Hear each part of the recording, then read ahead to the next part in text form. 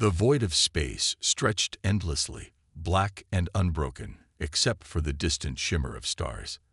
The Vanguard, a sleek human scout ship, drifted through the darkness, drawn by a signal no one should have found.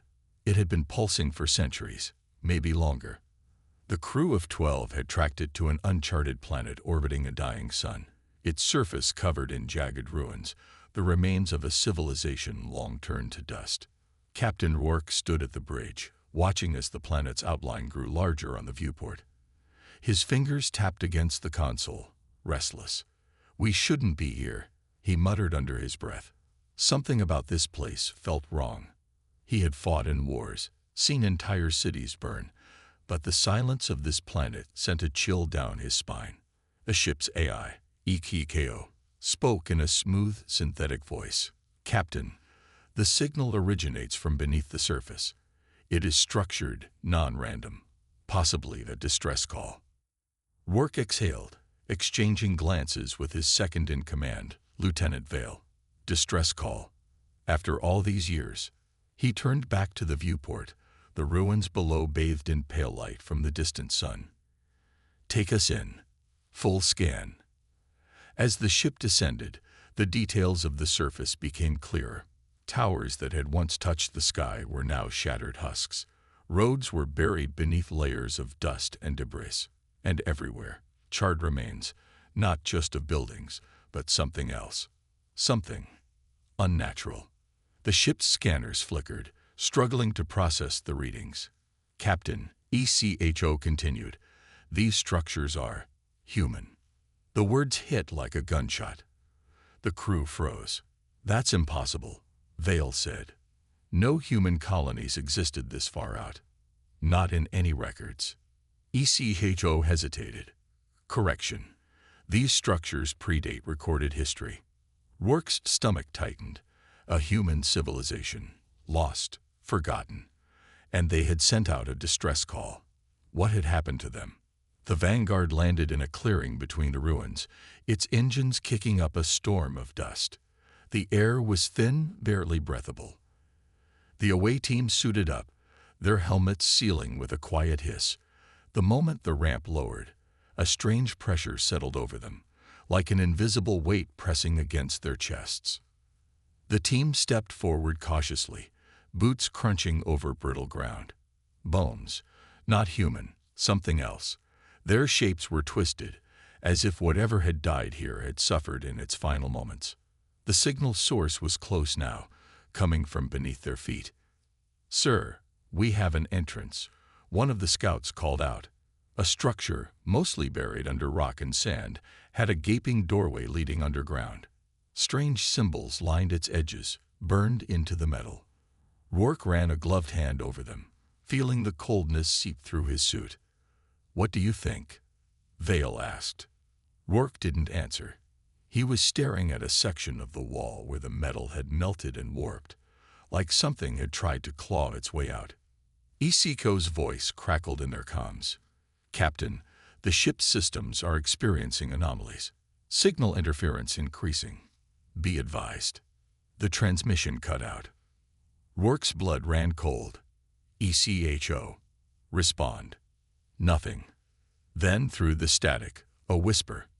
Not words. Not a voice. Just a sound. Low, hollow, stretching across time. The team exchanged uneasy glances. The air inside the structure smelled stale, dead. But the signal was still coming. Still calling. Against his better judgment, Rourke motioned forward. "Stay close. Weapons ready." They moved into the dark. The corridor stretched deep, illuminated by their helmet lights. The deeper they went, the colder it became. Their breaths fogged inside their helmets. Then they saw them. Bodies, human bodies. Preserved, frozen in time, their faces locked in expressions of absolute horror. Some had no visible wounds, yet their eyes were wide, mouths open in silent screams. Others had been melted into the walls, their flesh fused with metal. A sound echoed from deeper inside. A slow, rhythmic tapping. Rourke swallowed hard. "Who's there?" No response. The tapping continued. One of the soldiers raised his rifle, stepping forward cautiously. As he did, his boot hit something metal, a data pad half buried in the dust. He picked it up, wiping away the grime. The screen flickered to life. The last message, written in a trembling hand, read, "Do not open. We failed to kill it. You will fail too." Before anyone could react, the lights flickered. The ground shook. A slow, cold whisper filled the air. The vault began to open on its own, and something inside was still alive. The vault doors groaned as they slid open, releasing a wave of stale, frozen air. The team raised their weapons, their helmet lights slicing through the dark. Inside, the chamber stretched wider than they expected, its walls lined with massive consoles, long dead screens, and the remains of something not human. Captain Rourke stepped forward cautiously, his boots echoing in the silence.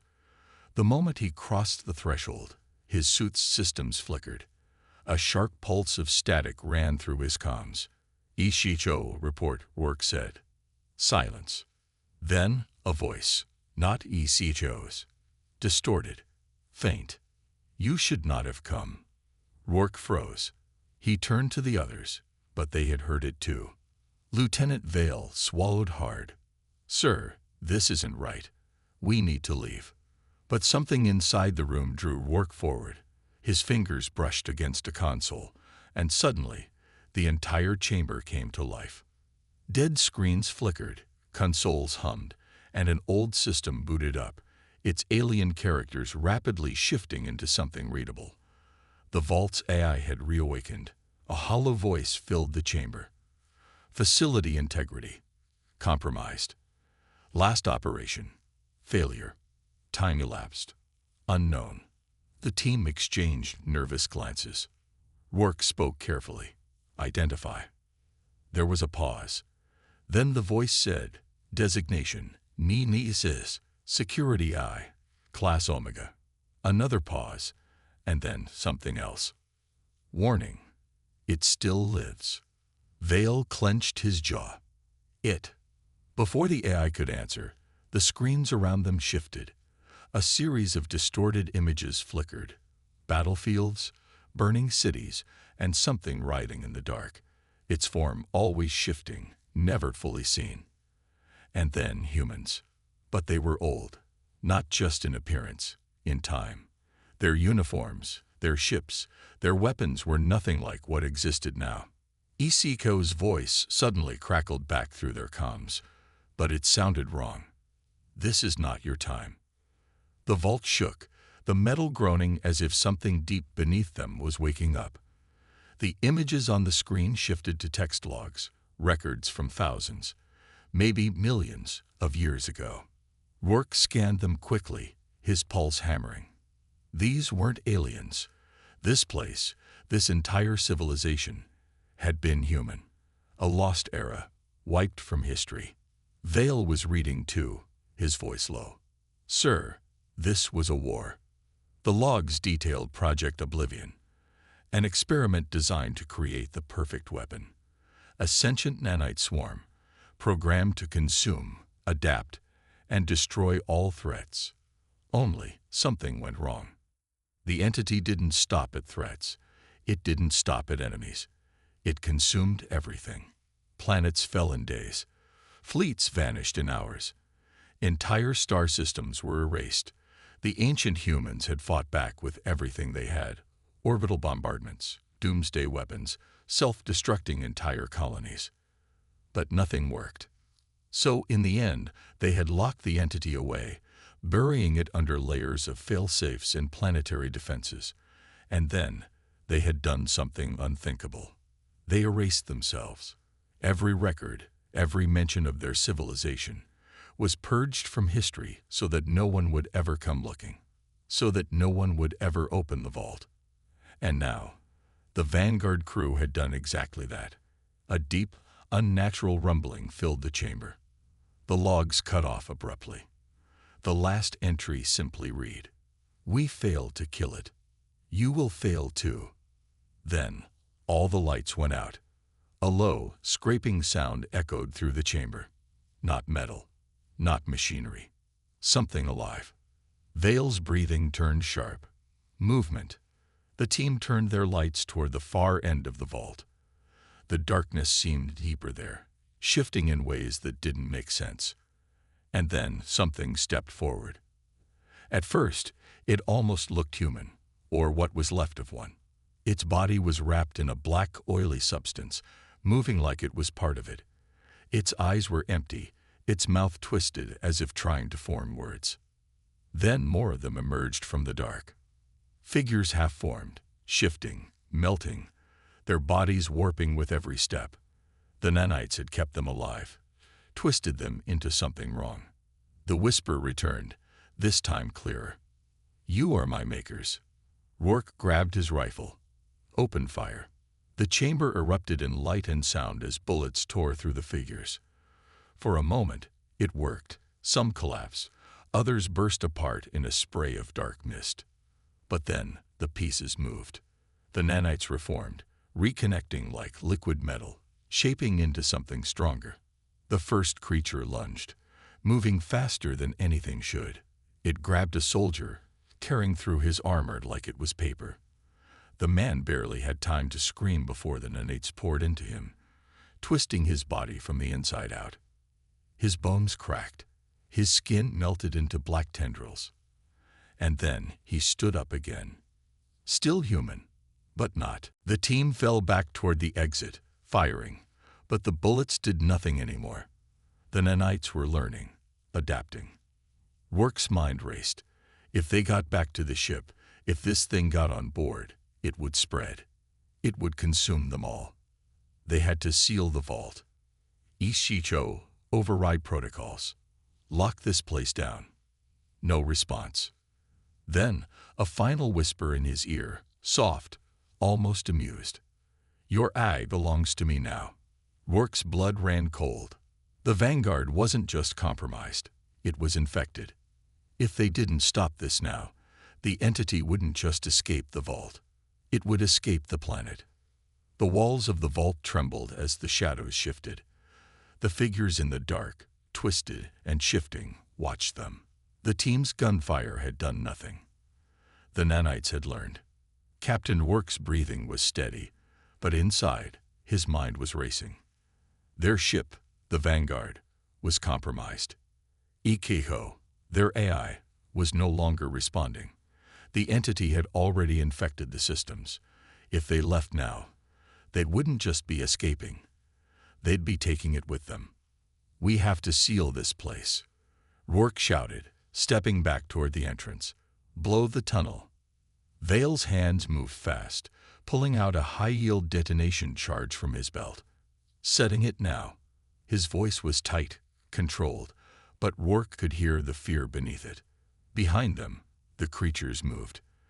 Their bodies weren't natural anymore, bones twisting, stretching, warping into something half-human, half-liquid metal. The darkness inside them shifted, like something vast and hungry lurked beneath their skin. Then they charged, covering fire. Rourke yelled. The team unleashed hell. Bullets tore through the creatures, but now they barely even flinched. The nanites were adapting faster, repairing damage within seconds. One of the creatures lunged at a soldier, its body morphing mid-air, black tendrils wrapping around his neck before he could react. The man screamed as the nanites poured into his helmet, his eyes going wide with terror, before his entire face melted away into the swarm. Vale slammed the detonator against the wall. "Charge is set." 5 seconds. "Move," Rourke shouted. They sprinted toward the exit as the creatures rushed after them. The first explosion ripped through the tunnel, fire and metal collapsing behind them. A shockwave slammed into their backs, throwing them forward as the entire vault entrance caved in. Then silence. Dust filled the air. Rourke coughed, pushing himself up, his armor scratched and dented. Vale groaned beside him. Did it work? Vale wheezed, trying to see through the dust cloud. Rourke's heart pounded as he activated his helmet scanner, searching for life signs. On the other side of the collapsed tunnel, something moved. The creatures were still alive, The entity had survived. But for now, they were trapped. Vale cursed under his breath. We need to get off this planet. Rourke nodded. Agreed. But we have a bigger problem. He tapped his helmet, trying again to contact the Vanguard. Ishicho. Respond. Silence. Then a whisper. Not Ishicho's voice. I see you. A cold chill ran through Rourke's spine. He looked at Vale. The ship is compromised. Vale's expression darkened. Then we're dead. Before Rourke could answer, the ground beneath them shook. The planet itself was responding to what had just happened. The ancient structures around them, abandoned for centuries, began powering up. Lights flickered to life. Strange, alien machines hummed as if awakening from a long sleep. What the hell is happening? One of the soldiers muttered. Rourke scanned the ruins. His visor displayed unreadable data, systems activating one by one, forming a network that connected straight to the vault. The entity wasn't just waking up. It was taking control. For a brief moment, no one spoke. The realization hit all of them at once. If they stepped onto that ship, if they took off, the infection would spread beyond this planet. It would reach human colonies. It would consume everything. A voice echoed from the ship's speakers. You brought me home. Rourke clenched his fists. We're not going anywhere. Vale turned to him, confused. Sir. Rourke's eyes were cold, determined. We have to destroy the ship. The team stared at him. Destroying the Vanguard meant stranding themselves on an uncharted, dying world, possibly forever. Vale hesitated. Captain, if we do this, if we don't. Rourke interrupted. Humanity is finished. The decision was made. Rourke pulled out the emergency scuttling charges from his belt. The explosives meant for one purpose: to destroy the ship if it ever fell into enemy hands. This wasn't an enemy. It was something worse. Vale swallowed hard. Where do we plant them? Rourke pointed to the reactor core. We blow it from the inside. They moved quickly, knowing that time was running out. The Vanguard's ramp lowered on its own, a ship inviting them in. The inside was dark, the walls alive, pulsing as if breathing. Shadows crawled along the corridors. They stepped inside cautiously. The air smelled wrong, like metal and something rotten. Isiko's voice, distorted and broken, whispered in their ears. You cannot fight evolution. Rourke ignored it, gripping his weapon tighter. Move. The deeper they went, the worse it got. The walls weren't metal anymore. They were shifting, changing. The ship was becoming something else. Then they reached the core. It was no longer just a machine. It was alive. The metal pulsed like flesh, nanites forming veins, twisting into unnatural shapes. The ship wasn't just infected. It was being rebuilt into something inhuman. And at the center of it all, a figure stood waiting. It looked almost like Rourke, almost human. But its eyes were empty, its skin shifting, crawling with nanites. And then it spoke. You tried to kill me once. You failed. Rourke's grip tightened on the detonator. Not this time. He pressed the trigger. The ship screamed. The walls twisted in agony as the first explosion rocked the corridor. Fire erupted, metal groaning as the entire reactor core detonated. They ran. The Vanguard erupted behind them, flames consuming everything. The shockwaves sent them flying, heat searing through their armor as they hit the ground outside. When Rourke lifted his head, the ship was gone. Only fire and wreckage remained. For a long moment, no one spoke. Then Vale exhaled, his voice shaking. We did it. Rourke wasn't so sure, because somewhere, deep in the ruins behind them, something was still moving. The fire from the wreckage of the Vanguard still burned behind them, thick black smoke rising into the alien sky. The ship was gone, but Rourke knew that destroying it hadn't ended the fight. The entity was still here, watching, waiting. Vale was the first to break the silence. Captain, we need a plan. We're stuck on an alien world. No ship, no way to call for help. His voice was strained, his breathing heavy. And that thing is still out there. Rourke scanned the horizon. The ruins stretched around them, ancient structures humming with energy. The entity was spreading, infecting, consuming. The collapse of the vault hadn't stopped it. Destroying the ship hadn't stopped it. And now, they had nowhere to run. "We need to find a defensible position," Rourke said, checking his ammo. "Half-empty magazines. Not enough. We hold out as long as we can." Vale cursed under his breath, but nodded. The remaining soldiers, just 5 of them now, moved in formation, weapons raised, scanning the ruins. The air was thick with tension. Then the sky changed. The clouds above began to twist, unnatural currents of energy forming patterns across the darkening sky. The entity was doing something. Rourke's earpiece crackled. Distorted static, then a voice. "You struggle. You fight. But you are already dead." Rourke ignored it. They had bigger problems. A deep rumbling shook the ground beneath them. Then, from the shadows of the ruins, they emerged. The creatures. No longer just twisted remnants of the original scientists. These were different. Bigger. Stronger. Faster. Their bodies had fully transformed. Limbs elongated, armor-like plating forming over their shifting nanite-infested flesh. Their eyes glowed red, focused, intelligent, and they were coming straight for them. "Contact," Vale shouted. The first shots rang out. Bullets tore through the creatures, but they kept moving, nanites sealing their wounds almost instantly. One of the soldiers, a young recruit named Lorne, took a step back, fear in his eyes. "Hold the line," Rourke barked. The creatures charged. One leaped straight at Lorne, its claws extending midair.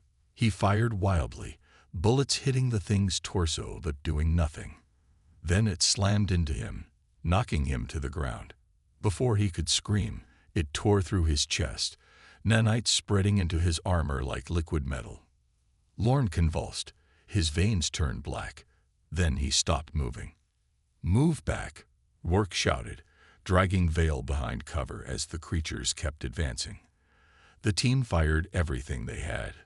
Grenades, incendiary rounds, even the last of their plasma charges.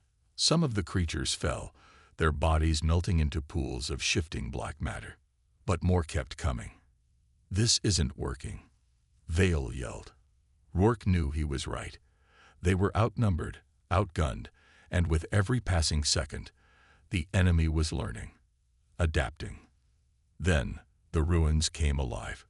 Strange machines, long dormant, began activating, blue energy surging through the ancient metal. A deep hum filled the air, powerful, alien, unlike anything human technology had ever produced. The entity was taking control of the world itself. Rourke's mind raced. There had to be a way out, a way to fight back. And then he saw it. In the distance, past the ruins, a structure, larger than anything they had seen before. A monolith, humming with raw energy. "The source," Rourke whispered. Vale turned to him. "What?" "That structure. It's where the entity is drawing power. If we take it down." Vale's eyes widened as he realized what Rourke was saying. "We cut off its control." Rourke nodded. "It's a long shot, but it's the only chance we've got." Vale didn't hesitate. "Then we move. Now." The remaining soldiers regrouped, pushing through the oncoming swarm, using the last of their explosives to clear a path. The creatures roared, their screams echoing across the ruins. The entity knew what they were trying to do, and it wasn't going to let them reach the monolith. The ground cracked open, massive tendrils of black nanite matter rising from below, trying to cut them off. One lashed out, grabbing a soldier by the leg. He screamed as it pulled him into the ground, his body disintegrating into the swarm before he could even react. "Keep moving," Rourke shouted. They ran, dodging the collapsing ruins, firing at anything that moved. The monolith was closer now, its surface shifting like liquid metal, pulsing with an unnatural glow. Then the voice returned. "You cannot stop what has already begun." The air rippled. A massive form emerged from the monolith, a towering figure, humanoid in shape, but entirely composed of nanites. Its body was constantly shifting, adapting, growing. Its face was featureless, just a blank slate of black metal, yet somehow they could feel it staring at them. Vale stopped in his tracks. "Oh, hell no." The entity raised an arm.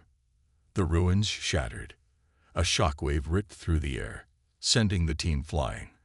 Rourke hit the ground hard, pain exploding through his body. His visor cracked, his weapon ripped from his hands. As he struggled to stand, the entity spoke again. "You are obsolete." It lunged. Rourke barely had time to react before it was on him, its form shifting, becoming a dozen tendrils, wrapping around his arms, his chest, dragging him closer. The nanites crawled onto his armor, trying to consume him. He could feel them seeping through the cracks, reaching for his skin. Then, a gunshot. Vale. The blast hit the entity's head, staggering it for only a moment. But it was enough. Rourke ripped free, rolling to the side as Vale threw him a charge pack. "Plant it," Vale shouted. Rourke didn't hesitate. He slammed the explosive against the monolith's surface, pressing the detonator as fast as he could. A piercing screech filled the air. The monolith reacted violently, its energy surging, pulsing out of control. The entity screamed, its form glitching, breaking apart. Rourke grabbed Vale and ran. The explosion that followed was blinding. A column of blue energy ripped through the sky, the ground collapsing as the monolith imploded on itself. Then, silence. The ruins stopped humming. The creatures froze, their bodies collapsing into piles of lifeless metal dust. The entity was gone, or at least for now. Rourke coughed, struggling to his feet. The world around them was quiet, the battlefield reduced to smoldering ruins. Only two of them were left, just him and Vale. Vale let out a shaky laugh. That was insane. Rourke exhaled. Yeah, they had won the battle. But Rourke knew the war wasn't over.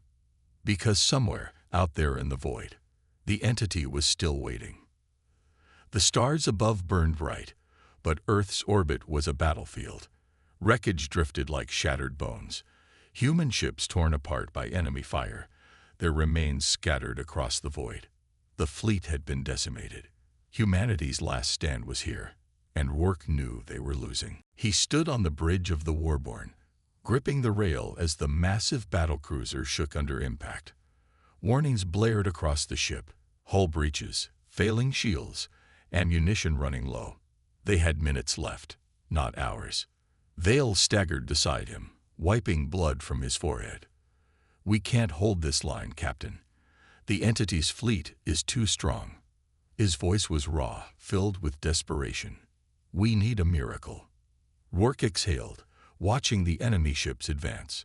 They weren't ships in the traditional sense. Twisted constructs of nanite-infested metal, shifting and evolving mid-flight.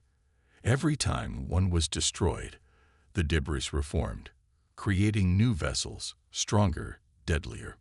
The entity was learning. And now, its main vessel, a massive, moon-sized construct, was closing in. It loomed over the battlefield, a mechanical leviathan, its surface rippling like a living thing, absorbing the wreckage around it. Its weapons were charging. One shot, and Earth's last fleet would be wiped from existence. Rourke turned to the comms officer. "Patch me through to the fleet. All of them." The officer hesitated, then nodded. A second later, the speakers crackled to life. Across every remaining human warship, Rourke's voice rang clear. "This is Captain Rourke. We have fought, we have bled, and we have lost more than we ever thought possible. But we are not done yet." A deep breath. The battle raged outside, but his voice remained steady. "They called us weak. They called us obsolete. But we are human. We don't kneel. We don't surrender. We fight until the last breath, the last bullet, the last ship.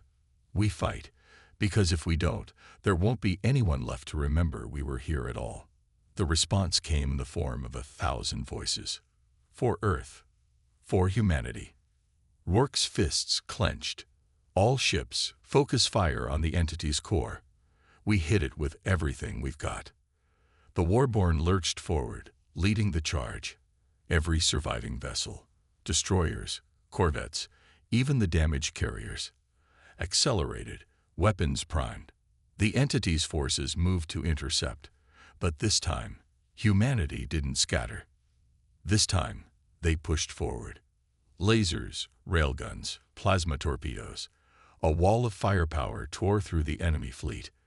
The entity's ships reformed, adapted, but humanity was relentless.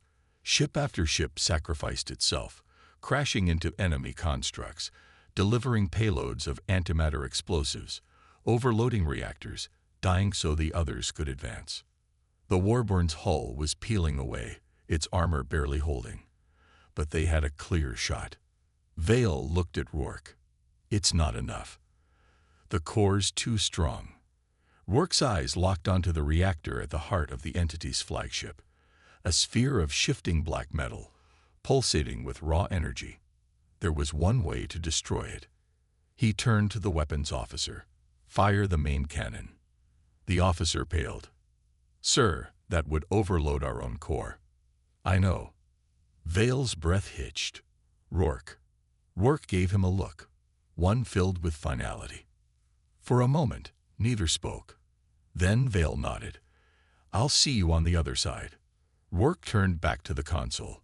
His hand hovered over the manual override. Outside, the entity's flagship was charging its own superweapon, preparing to fire. No more time. Rourke slammed his palm down. The Warborn's engines ignited, redirecting all power to the forward cannon. Every remaining ounce of energy went into one final shot. The ship shook violently, alarms blaring. Fire erupted across the bridge. Then, the cannon fired. A blinding beam of energy erupted from the Warborn's core, tearing through space, slicing straight into the entity's flagship. For a second, there was nothing but silence. Then, the core destabilized. The entity screamed, not in sound, but in pure energy. The entire structure began collapsing inward, the nanite constructs disintegrating, their controls severed. The shockwave expanded outward, consuming the enemy fleet. The once unstoppable force that had wiped out worlds, that had nearly erased humanity, was breaking apart. Rourke closed his eyes. The Warborn was gone, its energy completely spent. Flames licked at the bridge. There was no escape now, but they had won. As the explosion consumed him, Rourke felt at peace, because Earth was still there. Humanity had survived. And in the darkness of space, the last remnants of the entity faded into nothing. The stars were quiet. For the first time in years, the sky wasn't filled with fire and death. No more nanite swarms, no more twisted enemy warships, no more endless battle against an enemy that refused to die. The entity was gone. And yet, the silence felt wrong. Vale sat on the edge of the ruined outpost, staring at the debris drifting through space. The wreckage of the Warborn was out there, torn apart in the final explosion. Thousands of lives lost in an instant. Rourke was gone. The remnants of humanity's fleet had limped back to the remains of Earth's last orbital defense station. Less than a dozen ships survived, some barely holding together, their hulls scorched and cracked from the fight. The crew of each vessel had fought until the very last round, and now they drifted in the aftermath of a war that had nearly erased them all. Vale let out a slow breath, his hands still shaking. His body ached from the crash landing onto the station, the bruises barely registering through the exhaustion. A soft chime from his wrist console brought him back to reality. A transmission, one of many coming in from scattered human forces, survivors on the ground, civilians in hidden bunkers, stranded soldiers waiting for orders. They were waiting for leadership. waiting for someone to tell them what came next. But Vale had no answers. He closed his eyes, letting the cold metal of the station's hull press against his back. The weight of everything settled over him. Rourke's final words, the desperate push through the enemy blockade. The moment the Warbird fired its last shot. It should have felt like a triumph. Instead, it felt like a ghost was watching him. Footsteps echoed behind him. Vale turned his head slightly to see Commander Lynn approaching. She was one of the last senior officers left, her uniform ripped and burned, but her stance still strong. "We got word from the ground," Lynn said, her voice quiet. "Most of the underground bunkers held. There are still people alive down there." Vale gave a small nod. "And up here?" Lynn hesitated. "Two ships are completely inoperable. The others have heavy damage, but we can start repairs. We've gathered the wounded in medical bays, but supplies won't last long. If we don't figure something out soon." She didn't finish the sentence. Vale already knew. They had won. But the war had taken everything from them. No cities left. No industry. Barely any ships. The survivors were a fraction of what humanity once was. And then, there was the entity itself. Vale didn't trust that it was truly gone. It had been intelligent, relentless. It had spread its nanites across entire worlds. Even after its core had been destroyed, the unsettling feeling that something remained clawed at the back of his mind. What if it wasn't over? What if something had survived? Lynn seemed to read his expression. "You think it's still out there?" Vale hesitated and nodded. Maybe not as it was, but something that powerful, it doesn't just disappear. He exhaled, running a hand over his face. Rourke knew that. He knew we weren't just fighting for today, but for the next battle. And the one after that. Lynn was silent for a long moment. Then she looked toward the shattered horizon of Earth, her voice soft. "So what now?" Vale didn't have an answer. But he knew they couldn't stay here. "First, we regroup," he said finally. "We find survivors, rebuild what we can, get the ships running. We don't let this victory be the last thing we ever do." Lynn nodded, her expression firming. "And if it comes back?" Vale clenched his fists. He didn't need to say the answer. If the entity returned, if something of it had survived the destruction of its core, then they would do what humanity always did. They would fight. Even if the ghosts of the past haunted them forever. The war was over. But humanity's legacy had only just begun.